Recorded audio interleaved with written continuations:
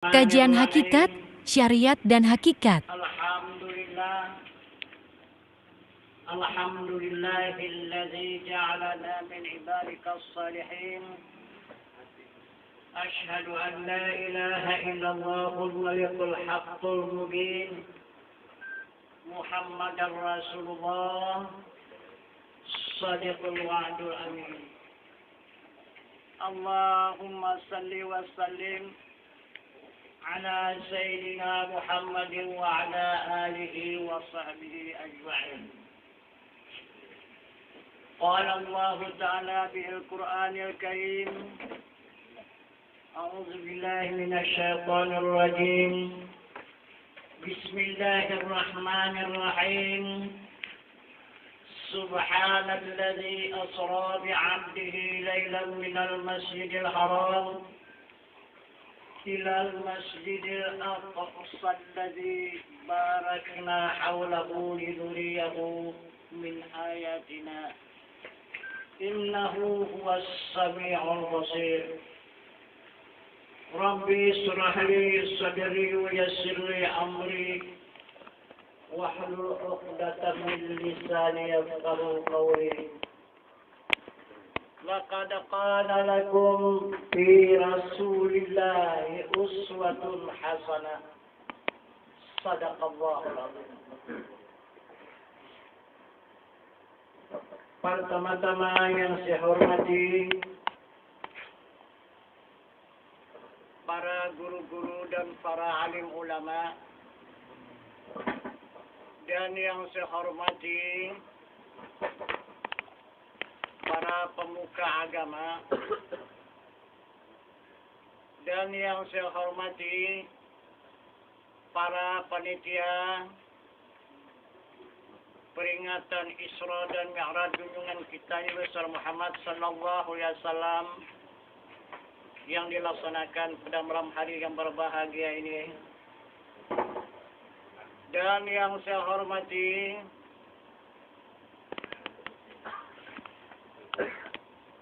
para bapak-bapak dan para ibu-ibu yang hadir di majlis yang berbahagia ini, dan yang saya hormati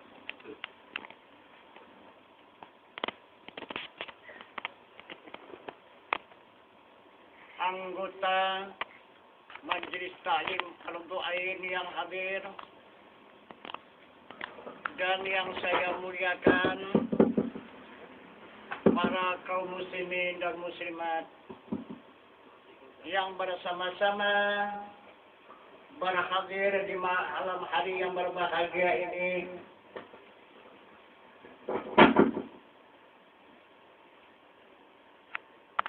Para kaum muslimin dan muslimat yang berhadir, marilah di dalam kesempatan yang berbahagia ini kita bersama-sama meningkatkan rasa syukur kita kehadirat Allah Subhanahu wa taala, beserta menyampaikan salawat dan salam atas junjungan kita Nabi besar Muhammad sallallahu alaihi wasallam. Dengan rahmat Allah beserta nikmatnya, hingga pada saat malam hari yang berbahagia ini kita dipertemukan untuk memperingati Isra dan Mi'raj junjungan kita Nabi besar Muhammad sallallahu alaihi wasallam, untuk meningkatkan ilmu dan iman kita beserta menyempurnakan ibadah kita kepada Allah Subhanahu wa taala. Nabi kita Muhammad sallallahu alaihi wasallam memberikan peringatan, memberikan petunjuk kepada sekalian umatnya.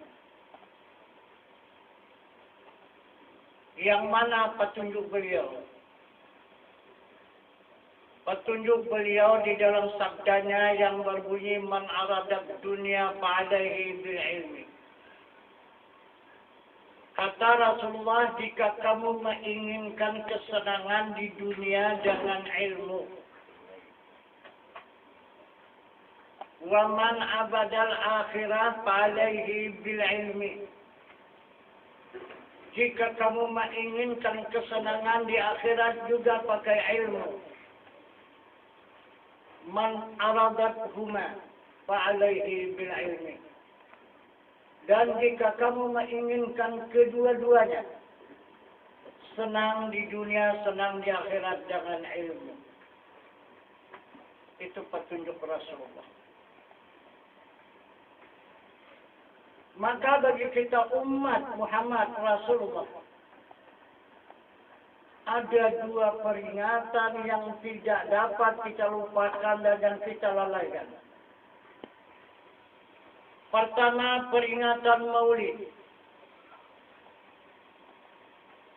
Inilah Rasulullah membuktikan kebenaran apa yang dikatakannya kepada umat. Bukan hanya sekadar dia mengatakan, bahkan dia melakukan sebagai contoh tauladan kepada umat. Bagaimana untuk mendapatkan kesenangan di dunia ini. Kesenangan di dunia ini maka diajari dan dipimpin oleh Rasulullah. Pertama, beternak. Kedua, berniaga. Ketiga, berkebun. Keempat, buruh atau mengambil upah. Dan kelima, menjadi pemimpin. Pemimpin di dalam masyarakat ataupun pemimpin di negara. Inilah yang disunahkan oleh Rasul. Bukan saja Rasul itu mensabdakan, mengatakan, tapi dia adalah mensunahkan. Dia melakukan perbuatan Rasulullah itu dijadikan oleh Allah Subhanahu wa taala uswatun hasanah, contoh tauladan yang baik. Tapi untuk mencapai keberhasilan apa yang dikerjakan oleh Rasulullah itu, beternak, berniaga, berkebun, buruh, menjadi pemimpin, semua itu dengan ilmu. Tanpa ilmu tidak akan berhasil. Karena Rasul mengatakan apa saja yang dilakukan tanpa ilmu. Rasul bersabda, wal amalu bila amalin dalalun sadid. Beramal tiada berilmu sesat yang sangat. Itu kata Rasulullah. Maka Rasul tidak menginginkan kalaulah umat itu sesat. Karena Rasul sangat mencintai kepada umat.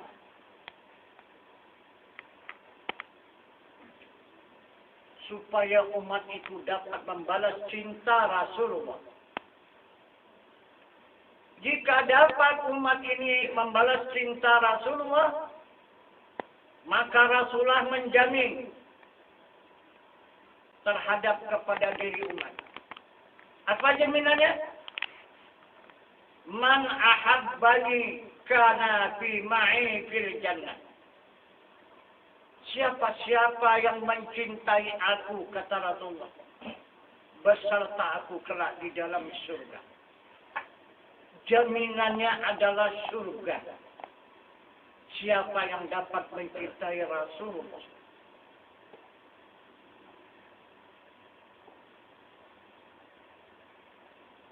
Rasulullah ini bukan saja pemimpin di dunia, bahkan terlebih-lebih Rasulullah ini dijadikan Allah pemimpin di akhirat.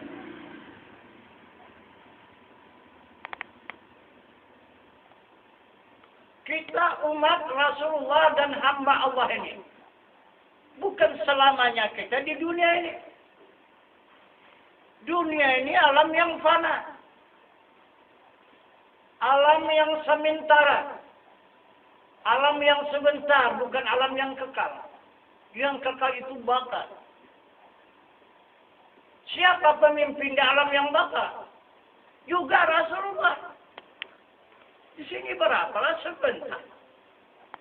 Dia cuma 63 tahun memimpin umat di dunia ini. Tapi di alam yang bakar, yang kekal, yang selama-lamanya, yang tidak ada putus-putusnya, siapa yang mampu memimpin di sana? Tidak ada. Tercatat 24 rasul. Tidak ada yang sanggup memimpin di alam yang bakar. Para malaikat tidak sanggup menjadi pemimpin di alam bakar. Manusia apalagi? Siapa saja tak ada yang bisa. Kecuali Muhammad Rasul. Karena kita ini akan dipindah-pindahkan Allah. Kita ini serupa macam seperti kita bekerja selaku buruh negara. Pindah ke tenaga pasti pindah. Tidak bisa, tunggu. Nah, bisa. Satu saat tak bisa tunggu. Tak bisa ditunda. Sampai pada waktunya berangkat. Kemana? Dipindahkan pertama meninggalkan dunia ini. Alam barzakh. Berapa lama di sana? 1000 tahun. Habis dalam barzakh kemana dipindahkan Allah? Di yaumil mahsyar. Berapa lama di sana? 1000 tahun. Kemudian dipindahkan Allah lagi di Al-Mizan. Al-Rabbul Jalil, pengadilan. Kita pasti akan menjumpai pengadilan nanti. Itulah di Al-Mizan, Al-Rabbul Jalil. Berapa lama di sana? 1000 tahun. Sudah berapa ribu tahun? Lulus daripada pertimbangan. Banyaklah hasil kita kebajikan yang kita bawa dari dunia ini. Lulus dari Al-Mizan. Maka kita baru menyeberang di atas titian Shiratal Mustaqim.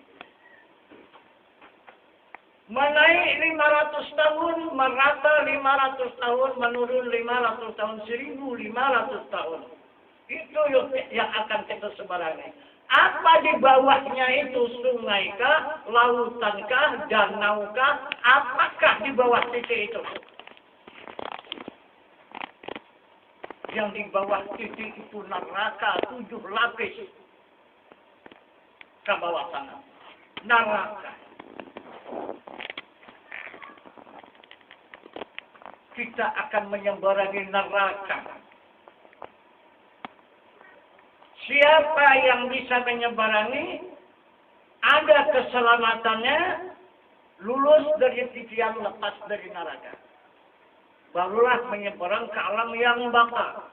Ini baru alam bakar. Jika sudah sampai ke alam bakar, baru sampai ke alam surga. Antara neraka dengan alam surga itulah alam bakar. Alam yang kekal. Nah, siapa pemimpin yang mampu memimpin hamba Allah yang ada di muka bumi ini? Apakah ada pemimpin di dunia ini yang mampu untuk memimpin hamba Allah nanti di sana? Tidak ada. Sedangkan Rasul 25 orang Rasul, 24 nafsi. Tidak ada yang mampu memimpin umat. Hanya Nabi kita Muhammad SAW, ummati. Maka dari itu kita tidak akan mau meninggalkan peringatan. 2 peringatan yang sudah dipastikan, yang ditetapkan. Pertama, peringatan maulid lahirnya Nabi kita Muhammad SAW, memimpin kehidupan di dunia, dan kemudian dia peringatan yang kedua, Isra dan Mi'raj, untuk memimpin kita di akhirat. Jadi dua kepemimpinan Rasulullah. Hanya Rasulullah yang bisa memimpin umat di alam barzakh ribuan tahun. Siapa yang mendapat syafaat Rasulullah, asuhan Rasulullah di alam barzakh, maka dia mendapat kesenangan di alam barzakh. Dan kemudian yang menyelamatkan, yang memimpin umat di yaumil mahsyar, tidak ada siapapun yang dapat memimpin kecuali Muhammad Rasulullah, melepaskan sinar matahari 7 jengkal dari kepala. Siapa itu yang bisa mengelakkan sinar matahari 7 jengkal cuma dari kepala? Begitulah kemujizatan Nabi kita Muhammad SAW, bukan saja di dunia ini. Itu maka tidak ada pemimpin yang terbesar di dunia dan di akhirat. Hanya adalah Nabi kita Muhammad SAW.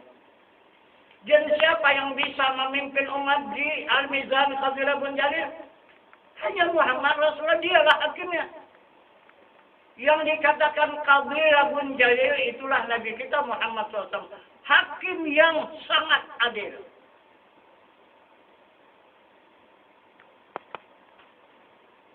Satu ziarah keburukan tidak akan disembunyikannya.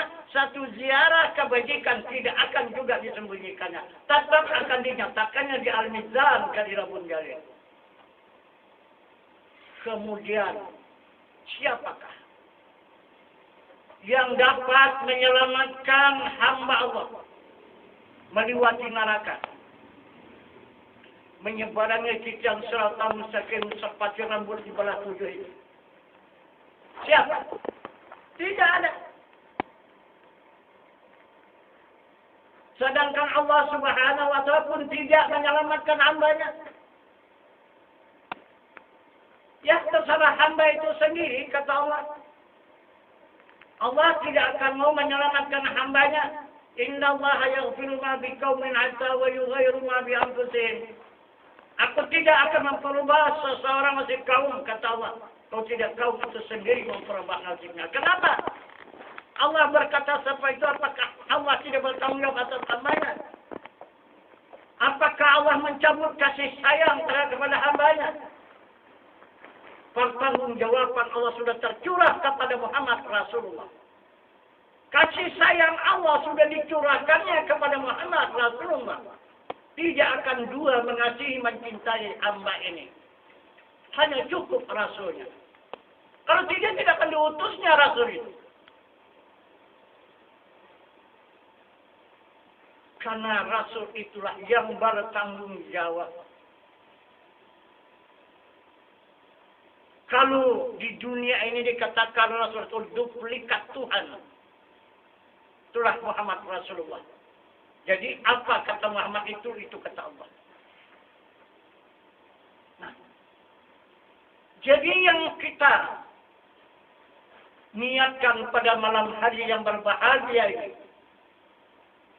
adalah untuk peringatan Isra dan Mi'raj Nabi kita Muhammad sallallahu alaihi wasallam. Apa itu Isra dan Mi'raj?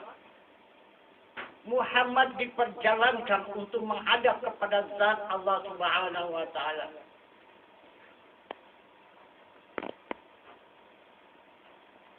Perjalanan Muhammad ini untuk siapa? Untuk kita. Untuk kita hamba Allah. Muhammad dijalankan oleh Allah hanya dijadikan Allah contoh tauladan. Hanya contoh saja dia. Tapi yang wajib menyontoh siapa? Kita. Jadi apabila kita tidak dapat menyontoh, mentauladani perbuatan Rasulullah, berarti kita tidak beriman kepada Allah dan Rasul. Maka Allah mengatakan, di dalam firman-Nya dia mengatakan, laqad kana lakum fi Rasulillahi uswatun hasanah. Telah ada atas diri Rasul suri tauladan yang baik bagi kamu. Itu kata Allah. yang diisrakan, yang dimi'rajkan itu sebenarnya kita hamba. Bukan Muhammad Rasulullah. Kalau Muhammad Rasulullah orang yang tidak berpisah dengan Tuhannya, apa yang dimi'rajkan? Apa yang diisrakan? Kita ini yang jauh dengan Allah. Yang tidak pernah jumpa dengan Allah. Inilah yang akan diperjumpakan. Maka dijadikan oleh Allah contoh tauladan atas diri Muhammad. Yang mana hamba-hamba yang tidak pernah bertemu dengan Tuhan. Nah itu. Tunjukkan ya Muhammad. Supaya mereka itu bisa menghadap Tuhan. Jadi apabila tidak dapat menghadap Tuhannya, macam mana mereka nanti mau pulang? Mereka mau pulang ke mana? Tidak ada jalan pulang. Tidak ada tujuan. Hanya kepada zat Allah Subhanahu wa Ta'ala. Untuk mendapatkan menghadap kepada zat Allah itu jalannya mana? Nah, inilah yang ditunjukkan oleh Rasulullah. Ditunjukkannya lah jalan dalam padang Isra dan Mi'raj ini. Inilah jalan kita kembali kepada Allah satu-satunya. Tidak ada jalan yang lain boleh periksa. Periksalah 6.666 ayat. Di dalam ayat Al-Quran adakah jalan yang lain untuk pulang kepada Allah? Jalan yang lurus, jalan yang diridai oleh Allah, jalan banyak. Tapi jalan yang lurus hanya satu ini. Yang dijalankan oleh Allah atas Rasulnya dan dijadikan Rasul itu suri tauladan.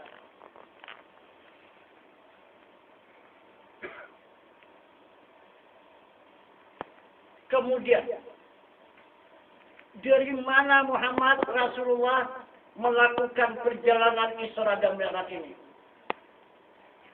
Dari mana dia? Sesudah dia memimpin umat untuk mendapatkan kehidupan yang baik di dunia ataupun usaha di dunia ini. Dan ilmunya pun sudah dipertunjukkannya. Sudah dipakai dan dikerjakan oleh umat mendapat kesenangan di dunia, maka ditinggalkannya umat itu pindah dia ke Jabal Qubis. Di dataran tinggi Mekah Al-Mukarramah.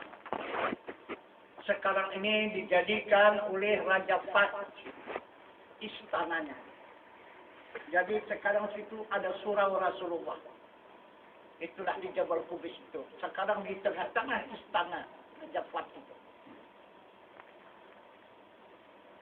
Kalau dulu belum ada istana Raja Fahd itu, yang ke Mekah ke sana itu. Itu yang diutamakannya ziarah ke sana. Ke Jabal Qubis itu tempat Rasulullah mengajarkan ilmu agama di dunia. Sekarang sudah tidak bisa lagi. Karena sudah tertutup jalannya.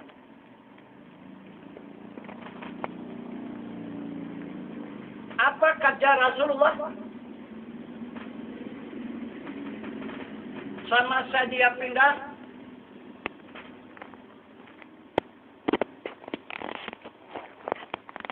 ke suraunya itu,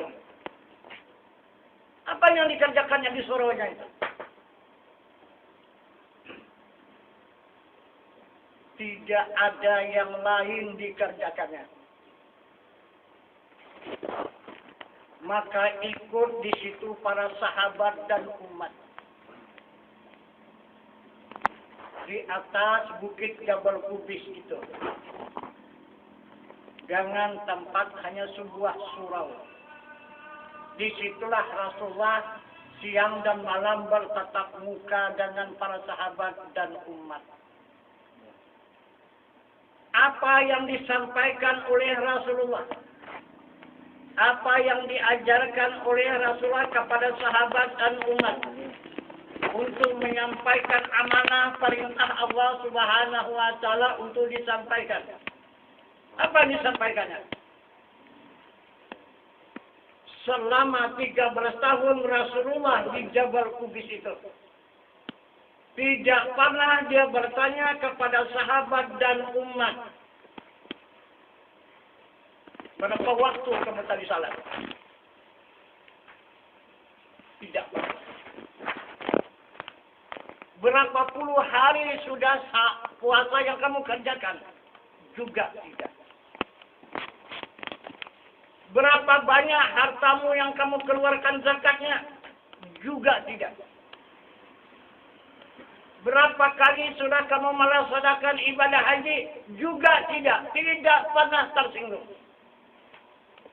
Tidak pernah dipertanyakan oleh Rasulullah kepada sahabat dan umat. Selama 13 tahun di Jabal Qubis. Apa yang dipertanyakan oleh Rasulullah? Selama 13 tahun di Jabal Qubis, ada 6 perkara. Tapi 6 perkara ini sebahagian besar kita umat Islam meninggalkannya. Tidak mau tahu kepada yang 6 perkara ini. Mana yang pertama?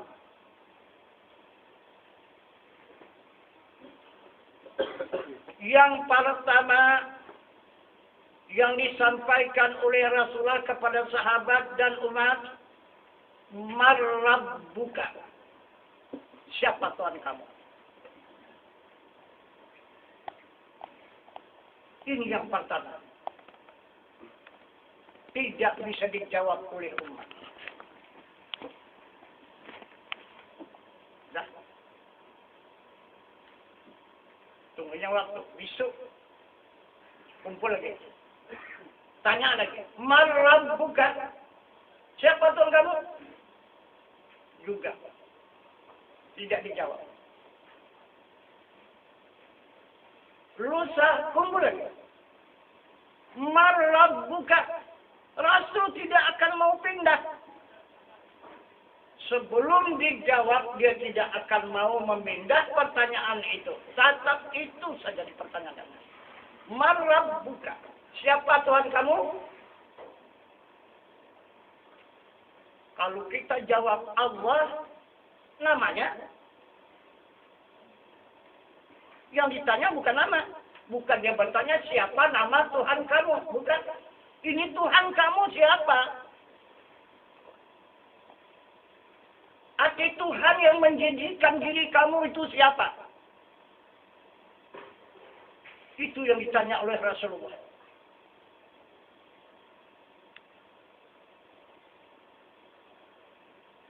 Maka akhirnya tidak bisa dijawab oleh sahabat dan umat. Angkat tangan Abu Bakar Siddiq. Minta izin, ya Rasulullah. Berikanlah petunjuk kepada kami. Kami belum mengetahuinya, ya Rasul. Kami memang sangat mencintainya. Tetapi kami belum tahu siapa dia.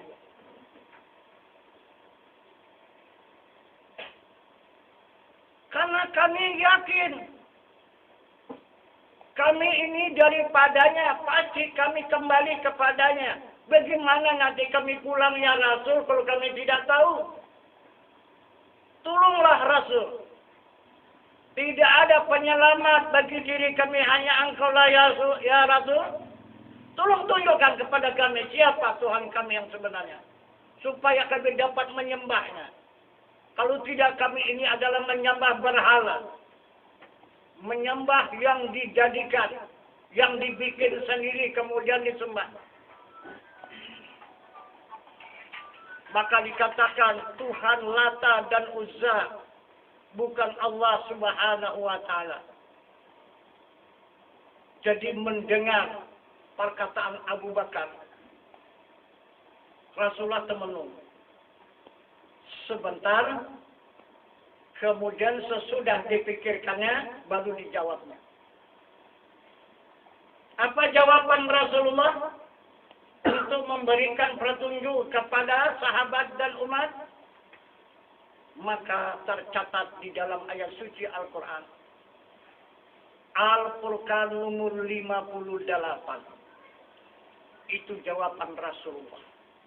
Apa bunyinya? Al-Furqan nomor 58. wa tawakkal 'alal hayyil ladzi la yamut. Serahkan dirimu kepada Tuhanmu yang hidup, yang tidak mati. Kenapa kita bagi umat Islam sampai ke langit, sampai ke gunung, ke gua, ke laut, ke darat, kemana-mana mencari Tuhan? Tidak ada panah yang bertemu. Kenapa? Karena tidak mengikut alamat. Karena tidak mengikut petunjuk. Ditinggalkan alamat petunjuk yang benar. Ditinggalkan hakim yang benar. Macam mana mau bertemu? Hakim yang benar itu adalah Al-Quran. Itu yang wajib benar. Tidak ada yang lebih benar. Ya sadaqallahul azim. Benar diri Allah itu beserta perkataannya. Kenapa maka kita tidak membenarkannya? Kenapa maka kita cari sana cari sini? Yang banyak lagi salah mengalamatkan. Yang salah menunjukkan alamat itu yang hampir banyak kita ikut. Kenapa? Maka salah. Itu yang tidak berdasarkan Al-Quran dan hadis dan sunnah. Dia mengatakan, kenapa maka rame-rame kita mengikut ke sana? Jelas Al-Quran dan hadis dan sunnah menunjukkan yang benar. Kenapa maka tidak kita ikut? Nah, itu. Jadi Rasulullah tidak mau mengatakan kecuali yang dikatakan oleh Al-Quran. Yang mana dikatakan, yang mana yang ditunjuk oleh Al-Quran, itu yang ditunjukkan oleh Rasulullah. Coba satu contoh. Ada orang bertanya, Pak, minta izin Pak, boleh? Di mana Allah itu yang sebenarnya Pak?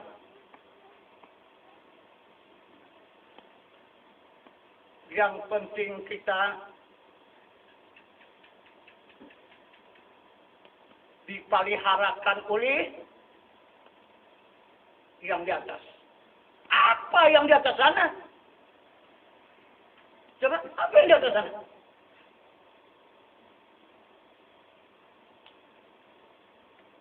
Jadi kita kenapa maka ingin setiap hari berbohong? Kenapa maka kita amalkan itu kata-kata yang bohong itu? Kenapa? Betul itu Tuhan di sana.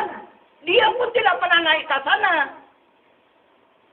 Kecuali kalau dia sudah turun dari sana, atas sana, ke bawah. Oh Tuhan kita di sana. Rami-rami lagi ke sana.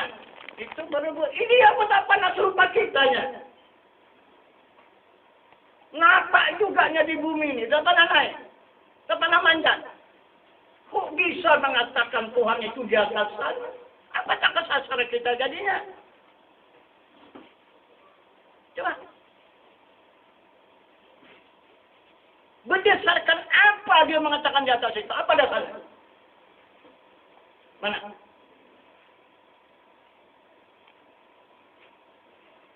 Tidak ada dasar. Nah, jadi sekarang kita lihat alamat.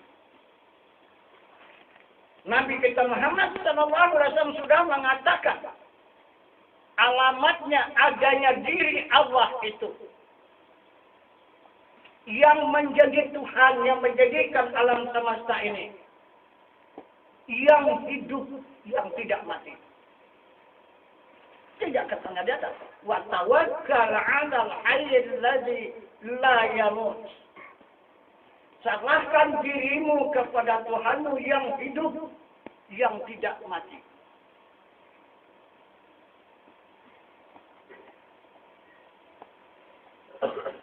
Di mana adanya yang hidup itu? Kenapa kita salah alamat mencari Tuhan? Ke atas tidak jumpa, ke bawah tidak jumpa, ke laut, ke darat, ke limbah sana tidak berjumpa. Kenapa itu salah alamat? Karena Rasulullah menunjukkan alamat yang sebenarnya. Di mana alamat yang sebenarnya? Maka dipertunjukkan oleh Rasulullah dengan ayat suci Al-Quran. Fi anfusikum afala tubsirun. Yang ada pada diri kamu. Kenapa itu tidak kamu lihat? Itu kata Rasulullah. Kenapa yang ada pada diri, kenapa tidak dilihat? Kenapa maka mencari kemana-mana? Yang ada pada diri kamu. Kenapa tak kamu lihat? Coba lihat yang ada pada diri itu apa. Nah, jadi bertanyalah pula kita kepada ulama. Ulama inilah yang kita percaya. Karena ulama itu Rasulullah mengatakan kepada kita umat al-ulama warisatul anbiya. Ulama itu adalah pewaris Nabi. Nah, kalau kita bertanya ulama berarti kita bertanya kepada Nabi. Di mana adanya Allah itu? Tolong Tuhan, tunjukkan kepada kami. Supaya kami dapat menjumpai Tuhan itu. Supaya kami dapat mengenalnya. Supaya kami beriman kepadanya. Supaya kami dapat menyembahnya. Jauh tiada antara, dekat tiada bersentuh. Kata ulama. Kita cari. Mana ini yang jauh tidak antara, dekat tiada bersentuh. Tengok ke depan tidak ada, tengok ke belakang tidak ada, tengok ke kanan tidak ada, tengok ke kiri tidak ada. Keluar ke dalam diperiksa juga tidak ada. Akhirnya kita menghayal. Jadi Tuhan itu kita hayalkan. Bukan diimankan. Jadi kalau kita ikut hayalan, siapa guru kita? Kalau kita ikuti hayalan guru kita, syaitan. Jadi bergurulah kita kepada syaitan. Jadi guru kita tuh di mana? Itu yang sudah dipastikan Allah neraka. Dia adalah penghuni neraka yang sudah dipastikan oleh Allah. Kenapa kita berguru ke sana? Ya pasti kita akan ikut juga ke sana. Orang guru kita pun ke sana. Ya kita mesti turut. Nah, satu. Kali sudah kita berguru kepada syaitan. Kedua, kemana lagi kita bertanya? Memastikan adanya Allah itu. Kita tanya kepada Rasulullah. Di mana adanya alamat Allah itu yang sebenarnya? Maka Rasulullah mengatakan, La takhaf, la tahzan, innallaha ma'ana. Jangan kamu takut. Jangan kamu gemetar. Allah itu beserta kita. Itu kata Rasulullah. Juga Rasulullah tidak mengatakan di atas. Kita cari. Mana yang beserta kita ini? Periksa ke kanan, ke kiri, ke depan, ke belakang, ke bawah, ke atas, ke luar, ke dalam. Tidak jumpa. Yang jumpa hanya diri kita.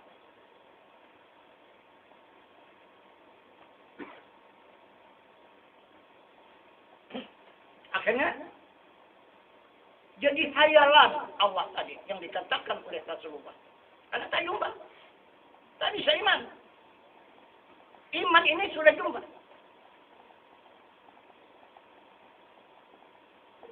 Jadi, kita namun tak bertuhan, tidak mau, kita mau bertuhan. Tapi tak pernah jumpa. Akhirnya, berjumpalah Tuhan hayalan. Kata setan, nih, begini, begini, begini. Oh, jelas. kita ikut, udah 2 kali kita berguru dengan setan.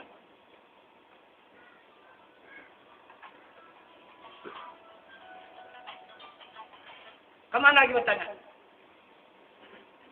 Kita tanya aja kepada pokoknya.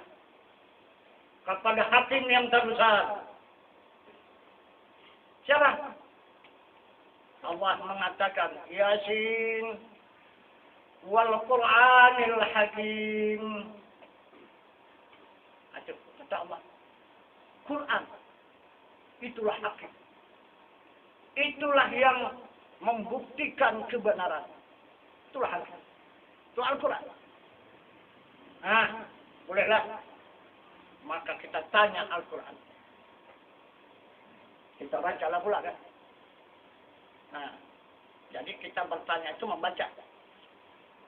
Jadi apa kata Al-Quran? Di mana adanya alamat, adanya Allah itu yang menjadikan diri manusia, menjadikan alam semesta ini yang wajib disembah. Di mana dia alamatnya? Wa huwa ma'akum aynama kuntum. Nah, kata Al-Quran, Allah beserta kamu barang di mana kamu berada. Iya. Kalau begitu dekat betullah Allah itu. Kenapa tak pernah bertemu? Tengok ke kanan, ke kiri, ke depan, ke belakang. Mana saja juga tidak jumpa. Kata Al-Quran, kata Hakim, di mana saja kamu berada. Ada Tuhan kamu. Kenapa kita tak pernah jumpa? Itu. Kemana lagi bertanya? Ada lagi satu pertanyaan yang sangat puncak. Tercantum di dalam hadis kudusi. Hadis kudusi itu adalah cakap zat, kalam zat Allah Subhanahu wa Ta'ala. Kalam diri Tuhan. Bukan Al-Quran. Al-Quran itu adalah kalam sifat. Ini kalam zat. Namanya hadis kudusi. Dia suaranya bukan hadis dan bukan Al-Quran. Antara hadis dengan Quran. Karena Al-Hadis, Al-Quran masuk ke dalam hadis kudusi. Itu. Jadi dia bersumber dan berbuku Al-Quran dan hadis kepada hadis kudusi. Maka dia menyatakan. Dia mempertunjukkan hadis kudusi itu. Zat Allah menunjukkan kepada hambanya. Di mana dia berada yang sebenarnya. Maka dikatakan dalam hadis kudusi itu. Ma zahartu fi syai'in kazahara fil insani. Tiada jua nyataku pada suatu seperti nyataku pada diri manusia. Itu kata diri Tuhan, aku maha nyata pada diri manusia. Kenapa juga tidak pernah kita lihat? Kenapa kita tidak pernah berjumpa? Macam mana kita mau beriman? Yang dikatakan iman ini kita jumpai dulu, berjumpa. 2-3 kali berjumpa baru kita tahu. Kemudian tiap hari kita jumpai, tiap hari kita jumpai baru kita kenal. Nah, sesudah kita mengenal, barulah kita beriman.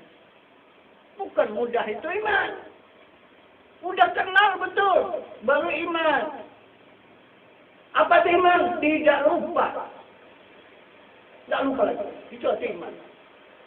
Jadi bagaimana kita mengingat orang yang tidak pernah kita kenal? Macam mana kita mengetahui orang yang belum pernah kita jumpai? Tidak bisa.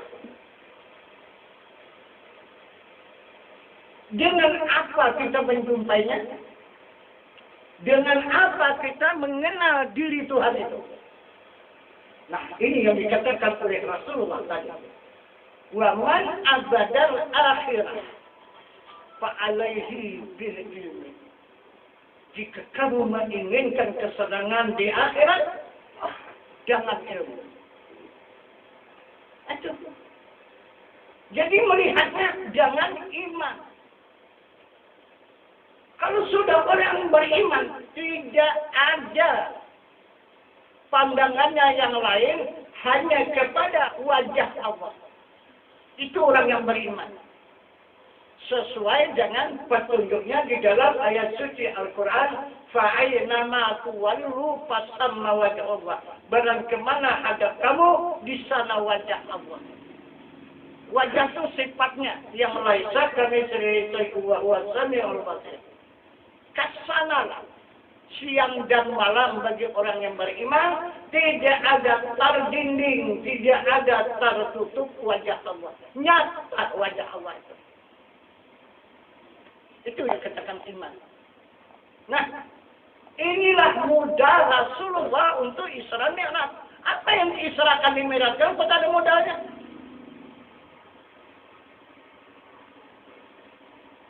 Jangan. Apalah modalnya Isra dan Mi'raj? Kalau tidak ada modal, mana bisa berjalan? Ada modal, ada kendaraan baru bisa berjalan. Kalau tidak, mana bisa berjalan? Nah, itu maka yang salah bukan kita umat Islam. Yang salah adalah ulama. Karena ulama itu tidak bertanggung jawab atas diri hamba Allah ini. Dia hanya menyampaikan saja, mau pakai, mau tidak. Dia tidak bertanggung jawab. Rasulullah tidak. Satu huruf yang disampaikannya sampai kapan dipertanggungjawabinya? Sampai nanti di alam bakar. Tetap dipertanggungjawabinya itu. Kebenaran yang disampaikan itu.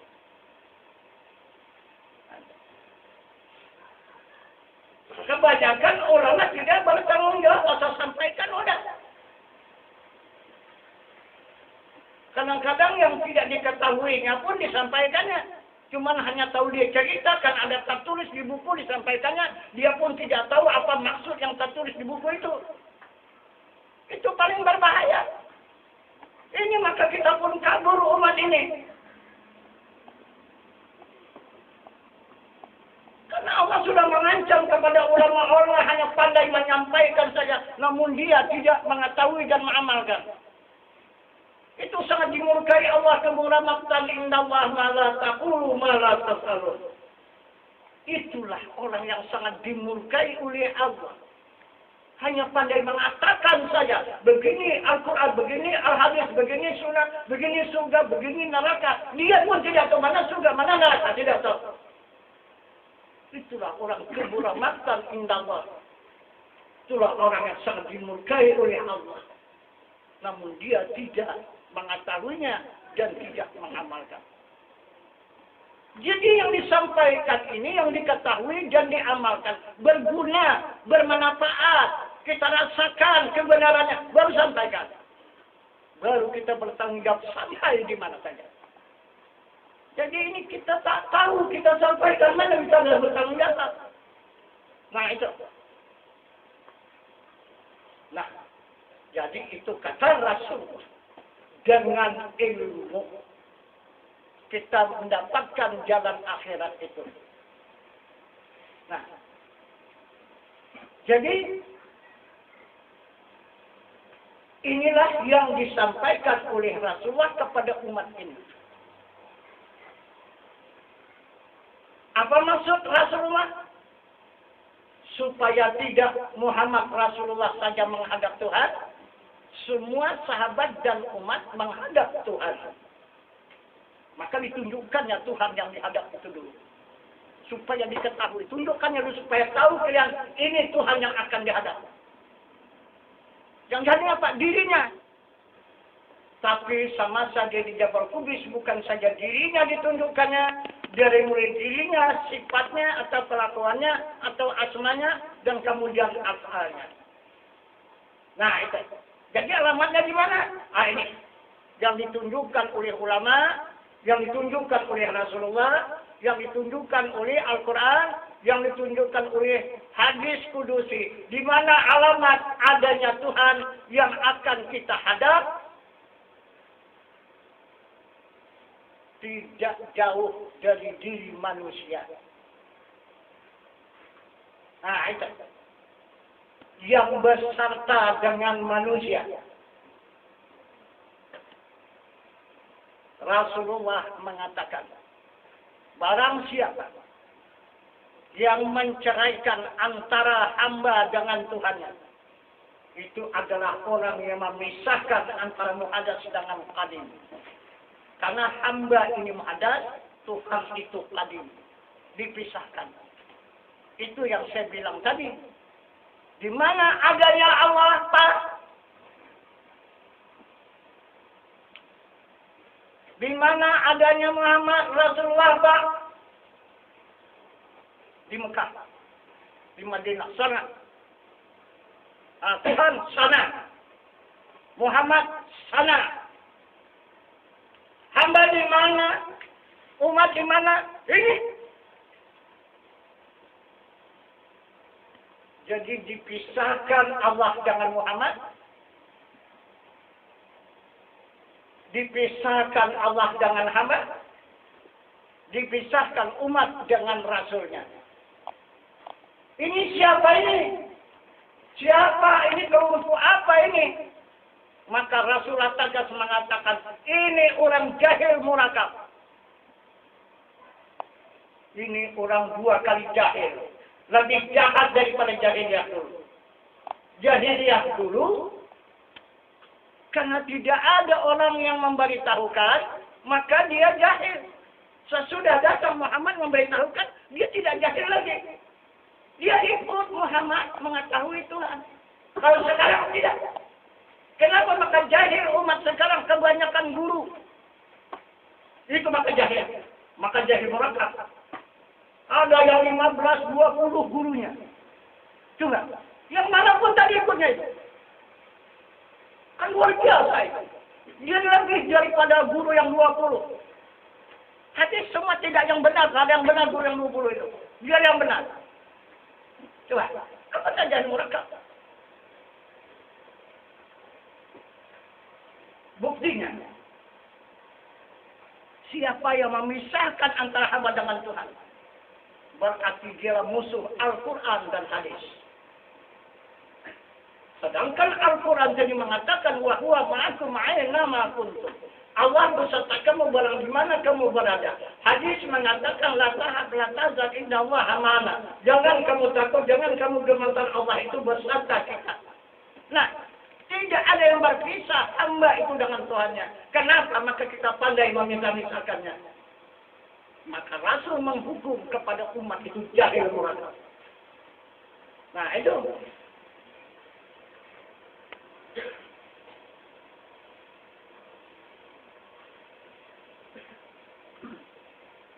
Jadi manalah dia diri Tuhan yang dihadap oleh Rasulullah di waktu perjalanan Mi'raj, melewati bumi Isra dari Mekah sampai ke Baitul Maqdis, menjalani langit 7 lapis langit, melewati alam nur 70.000 lapis, lalu menghadap kepada Zat yang Maha Suci. Mana dia?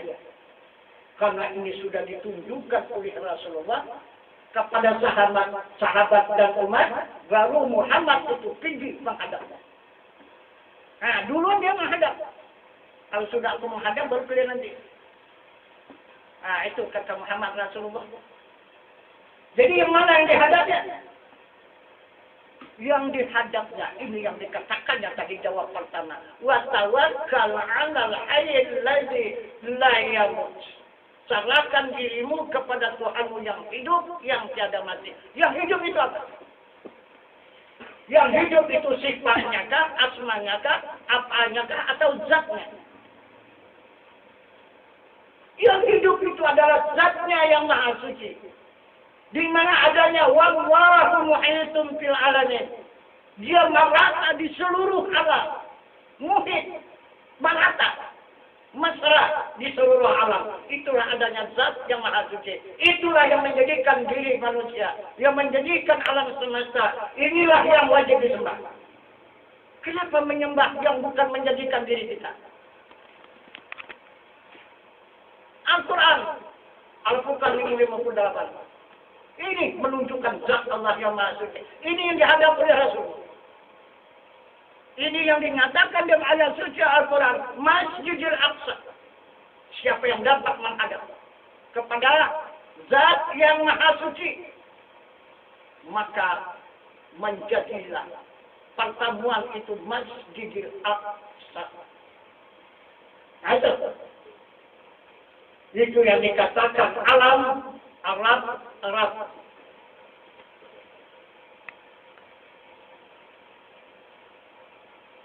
Inilah yang ditunjukkan oleh Rasulullah dalam perjalanan Isra dan Mi'raj, peringatan yang kedua ini. Peringatan yang kedua untuk menjalani jalan pulang dan untuk mengatur kehidupan yang baik di akhirat. Ini Isra dan Mi'raj. Dari mana mudah? Dari sini. Mudah. Tiap-tiap zat pasti ada sifat. Mana sifatnya? Atau kelakuannya? Atau wajahnya? Nah, itu. Di dalam Al-Quran wajah ya. Di dalam ilmu tauhid sifat. Nah, di dalam Al-Quran lagi dikatakannya yaitu nurnya. Di Al-Quran ada dua mengatakan sifat daripada zat ini, nurnya dan wajahnya. Di dalam ilmu tauhid sifatnya atau kelakuannya. Mana dia? Kalau tidak ada kelakuannya, kalau tidak ada sifatnya, zat itu tidak bisa berbuat apa-apa. Karena zat itu cuma hanya menunjukkan dirinya ada, tapi tidak berkuasa. Sadia, yaitu tidak bakal kekal. Muhalafatuhu ta'ala lil hawadis, tidak serupa bagi segala yang baharu. Qiyamuhu ta'ala binafsi, berdiri dengan sendirinya. Wahdaniyah, esa, itu diri. Ini zatnya yang hidup. Dia hanya hidup saja. Tapi tidak berkuasa. Tidak mengetahui. Tidak berkehendak. Kenapa? Maka dia berkuasa karena sifatnya berdiri kepada zat. Mana sifat yang berdiri kepada zat? Qudrat artinya kuasa. Iradat artinya berkehendak. Ilmu artinya mengetahui. Sama artinya mendengar. Basar artinya melihat. Kalam artinya berkata-kata. Mana dia? Ini semua orang tahu. Mengatakan itu. Tapi adanya itu di mana?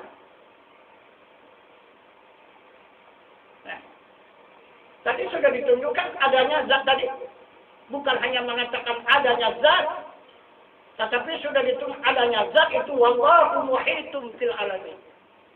Adanya zat itu mengata di seluruh semesta alam. Contoh dan iktibar seperti adanya air.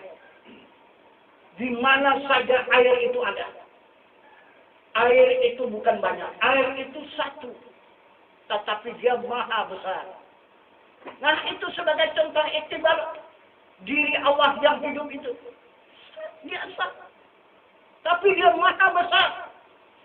Seluruh alam semesta ini habis semua. Tidak nampak. Yang nampak adalah dia. Yang maha besar. Itu. Maka dia dikatakan maha besar. Itu. Tidak ada alam ini yang nampak.